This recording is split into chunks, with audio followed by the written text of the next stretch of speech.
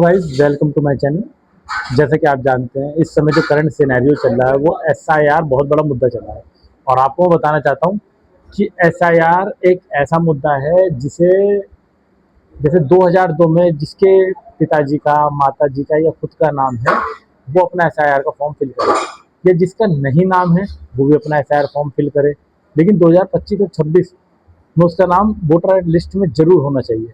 मैं आपको पार्ट्स के जरिए वीडियो बताऊंगा। सबसे पहले आज जो मेरा पहला पार्ट आ रहा है इसमें मैं आपको ये बताऊंगा कि 2002 में जिसके पिताजी का, माताजी का या खुद का नाम है वो फॉर्म कैसे फिल करे। ये पहले पार्ट में खाली इतनी बात बताऊंगा मैं आपको। तो मैं आपको बताना चाहता हूँ, जब आप अपने 2002 का फॉर्म फिल करना चाहते हैं तो मैं आपको ये बताना चाहता हूँ कि आपके हाथ में आपके पिताजी का वोटर आईडी कार्ड होना चाहिए या माताजी का वोटर आईडी कार्ड होना चाहिए।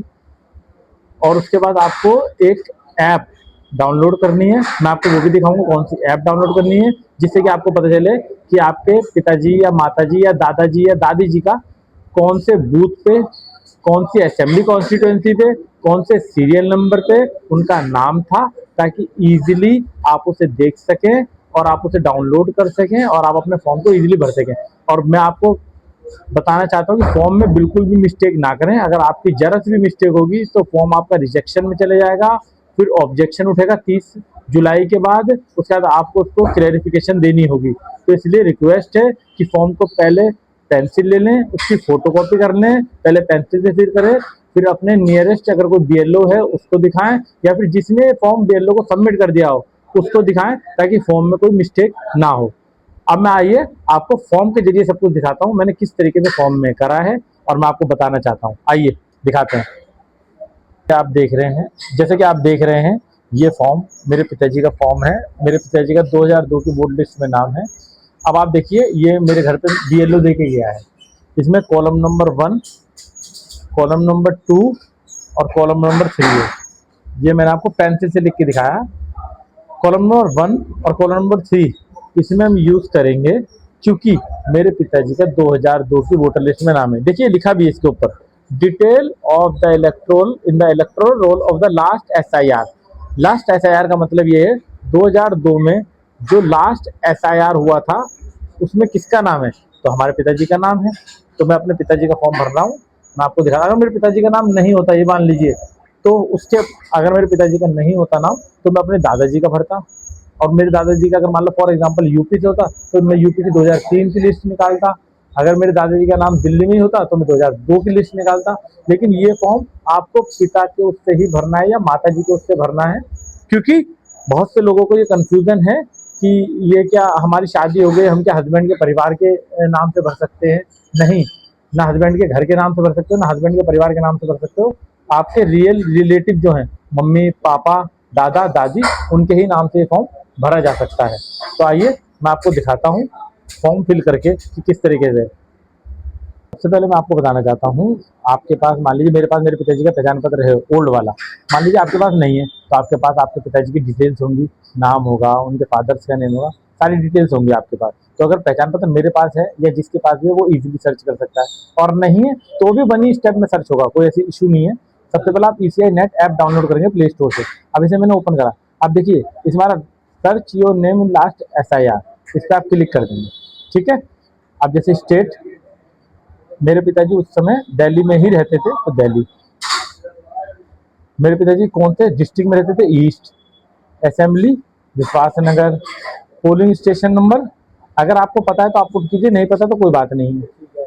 उसके बाद आप इसमें अपने पिताजी का फुल नेम डालना है। जैसे मेरे पिताजी का नाम ये है। एज अगर आपको पता है तो डाल दीजिए, नहीं तो कोई बात नहीं है। रिलेटिव टाइप यानी आपको फादर लिखना है और अपने दादाजी का नाम डालना है।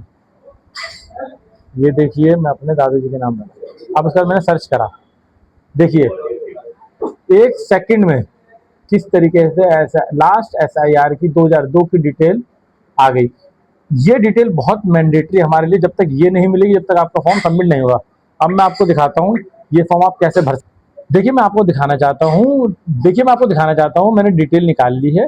और इस डिटेल बहुत मैंडेटरी है, क्योंकि जो 2002 में नाम है वैसे ही सेम नाम फिलअप करना है। जैसे इलेक्टोरल नेम, तो मेरे जो पिताजी का नाम है वो फिल करना है। इपिक नंबर अगर अवेलेबल है तो लिखिए, नहीं है तो कोई बात नहीं है। तो मेरे पास अवेलेबल है तो मैंने वो फिल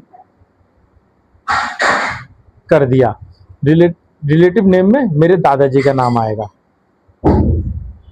रिलेशनशिप में फादर, डिस्ट्रिक्ट में ईस्ट डिस्ट्रिक्ट, आपका कोई भी डिस्ट्रिक्ट हो सकता है, नॉर्थ वेस्ट,